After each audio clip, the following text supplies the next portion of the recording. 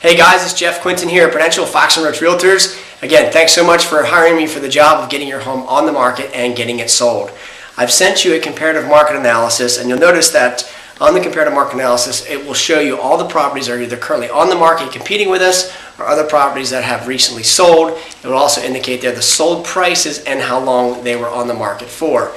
So at the end of this video, simply all we're going to need to do is have you initial next to the price in the listing agreement and also sign the listing agreement and then submit it back to me. I've sent you the listing agreement, as you'll notice, through DocuSign, which is an electronic software system we use so that you don't need to print anything out, don't need to fax anything back. We'll go ahead and have you just initial there and then sign the bottom, and then you can submit it back to me. You get a copy, I get a copy, and we have it in our system right away. So I wrote down, three real important questions for us today. I wrote down, number one, do you absolutely have to sell this property? This is a question to consider because in this market today, if you really aren't motivated, have the desire or need to sell and not willing to do what it takes, the property probably just won't sell in this market. I wrote down number two, will you price the home to sell or do you want to price your home to sit? In other words, are you willing to price it within the marketplace to attract buyers and get offers and have it sold? I wrote down number three, do you want me to handle the sale for you? Which I'm assuming you do, and that's why I've gone ahead and sent this video and emailed the listing agreement to you. So, at the end of this video right now today, one of three things are going to happen. Number one, you'll have the opportunity to list your home with me. Okay, or two, you'll decide not to list your home with me. Or three, I'll decide, listen, I can't take the listing, and normally it's because of the price in this market today. So really what we have to look at today is there really is only two issues that we have to look at. Number one is your motivation to sell this home, okay, and number two, the price that we set on the home. So what I've done, as you notice, is I've prepared what we call some comparative market analysis. Now there's two parts to this research. We write down here, part one is what we call fantasy land. This is where homeowners have their homes listed for way up here. And you've seen so many homes in the market for sale that are just way up in fantasy land. And I wrote down here, number two, part two we call reality. This is what real estate agents are listing and selling the homes for.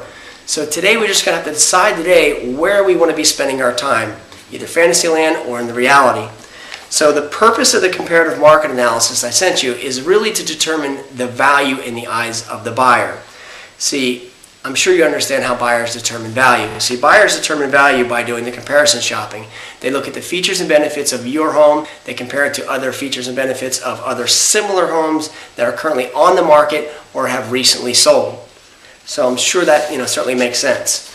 So, for example, we want to always look at, value, okay? So I wrote down here, for example, if you're going to purchase a car, a new car, and one dealership had, a BMW for sale, say for $50,000, and another, a dealership down the road had the same car for $50,000, but it had, a DVD player in it and some really fancy rims, obviously, which car at that time would be more valuable?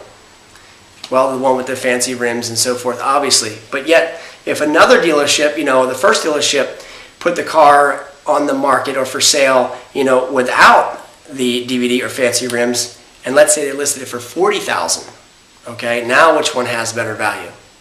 See, I'm sure you're going to say the $40,000.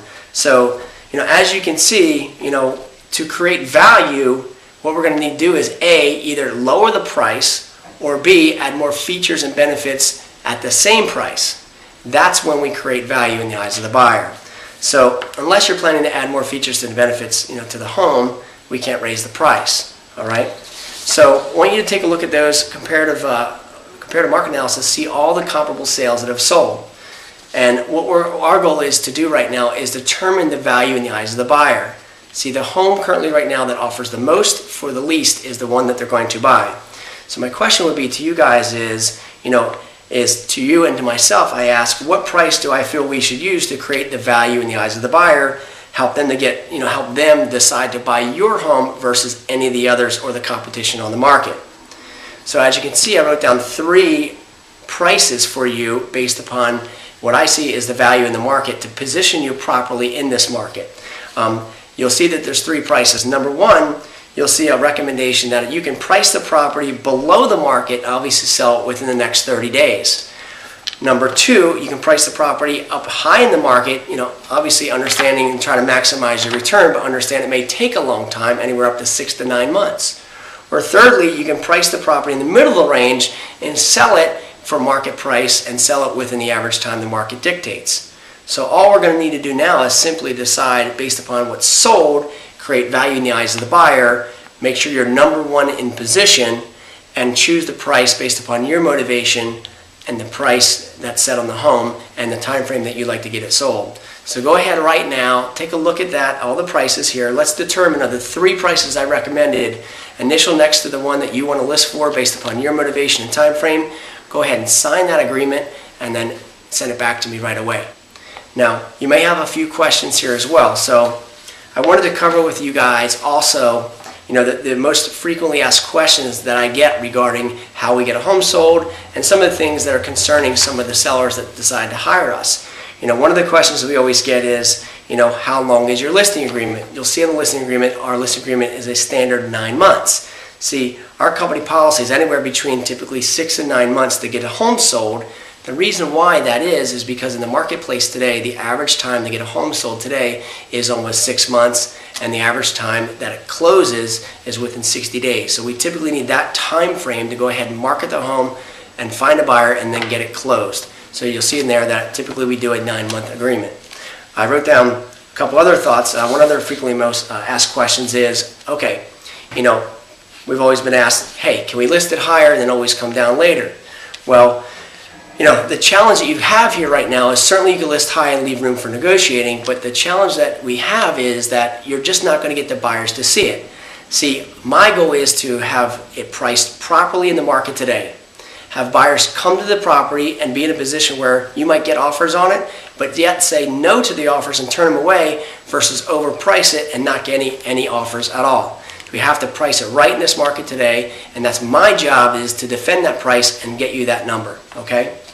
I wrote down here, one of the other questions we have is, hey, is this the highest price we're getting? Maybe another agent had told you they may get you a higher price. And see, what really concerns me about that is what you really don't understand is most agents today, a lot of agents today, will overprice a listing, assuming that they can list it now and then basically start beating you up week after week after week just to get you to reduce. And I'm sure, I don't need to tell you, you don't want to be beat up week after week on that price. See, I know how to get a job, to get the home sold in this market, okay? I know how to price it right to create a lot of demand, give you the exposure, and get you offers. So we need to be, very much priced right, and I have the truth to tell you up front regarding this, okay? So also the last, question people always say is, will you cut your commission, or what's your commission? Our commission rate is 6%. That is our company policy.